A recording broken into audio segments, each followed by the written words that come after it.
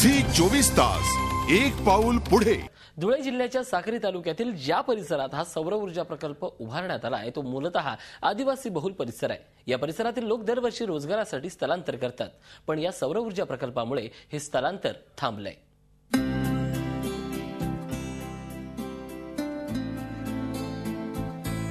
धुळे जिल्ह्यातल्या शिवाजीनगरमध्ये 8 ऑगस्ट नंतर सौर ऊर्जा निर्मिती प्रकल्पाला सुरुवात झाली।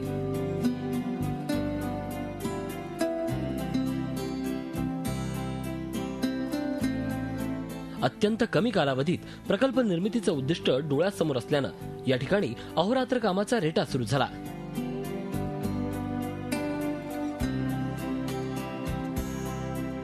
.372 हेक्टर क्षेत्रामध्ये प्रकल्प उभं करण्याचं आव्हान होतं, त्यामुळे कुशल अकुशल कामगारांची मोठी फौज प्रकल्प निर्मितीसाठी कामाला लागली।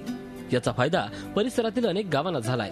रायपूर, भामेर, जैताणे, कळभीर, निजामपूर, साक्री यासारख्या ठिकाणाहून कुशल अकुशल कामगारांचे हात या प्रकल्प निर्मितीसाठी लागलेत। या निमित्तानं जो रोजगार निर्माण झाला त्यातून आर्थिक सुबत्ता देखील आली। स्थानिकांचं हा जो एरिया हा पूर्ण मान्सून बेस एरिया आहे। पावसाळ्यामध्ये शेती करणे आणि उन्हाळ्यामध्ये स्थलांतर करणे गुजरातमध्ये रोजगाराच्या संधीमध्ये। यावर्षी आम्हाला असं लक्षात आलेलं आहे की आम्ही इथले जे लोकल सरपंच आहे त्यांचं आम्ही विचारल्यावर असं लक्षात आलं की या वर्षी खूप एक बोटावर मोजण्या एवढे लोक बाहेर गेलेले, मॅक्झिमम लोकांना या प्रोजेक्टमध्ये कामं मिळालेली आहे। अकुशल कामगारांना सर्वात मोठ्या रोजगाराच्या संधी या ठिकाणी उपलब्ध झाल्यात। त्यामुळे दिवाळीनंतर गुजरात राज्यात ऊस तोडणीसाठी जाणारे लोक यावर्षी आपल्या मुलाबाळांसह गावातच थांबलेत। दिवसभर काम करून आपल्या घरी परतणाऱ्या आईवडिलांच्या सानिध्यात भर उन्हाळ्यात राहायला मिळत असल्यानं मुलंही आनंदित आहेत। स्थलांतरणामुळे रक्ताच्या नात्यानं पारखी होणारी माणसं या प्रकल्पामुळे यावर्षी एकत्र आली आहेत।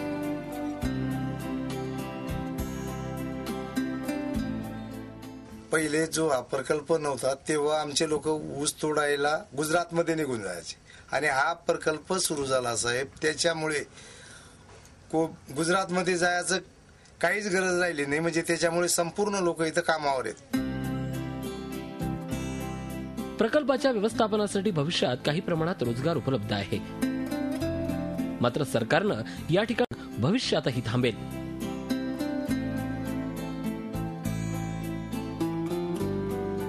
झी 24 ताससाठी प्रशांत परदेशी, धुळे।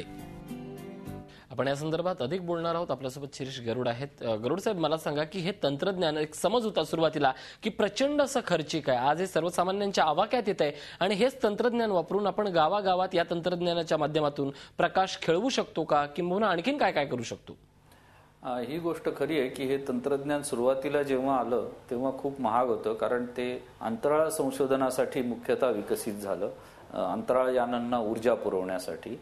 पण जे 50व्या दशकामध्ये झालं, पण गेल्या काही वर्षांमध्ये, विशेषतः गेल्या 5-6 वर्षांमध्ये मोठ्या प्रमाणात उत्पादन, चांगल्या प्रकारचे तंत्रज्ञान आणि त्याचा वापर, यामुळे हे तंत्रज्ञान आता बऱ्याच प्रमाणात स्वस्त झालंय। गेल्या 2 वर्षांमध्ये जवळपास 50% कमी झालेली आहे किंमत। त्यामुळे वीज निर्मिती जी आहे ती पर युनिट वीज निर्मिती आता जवळपास 6 ते 7 रुपयापर्यंत आलेली आहे। आपल्या कोळशाच्या वीज प्रकल्पामध्ये किंवा न्यूक्लिअर वीज प्रकल्पामध्ये ही वीज निर्मिती साधारण 1 रुपया ते 3 रुपये या दरम्यान होते, पण सौर ऊर्जा जी पूर्वी 15 रुपये होती ती आता 7 रुपयावर आलेली आहे आणि एका दृष्टीने ती फार स्वस्त होत चाललेली आहे। झी 24 तास एक पाऊल पुढे।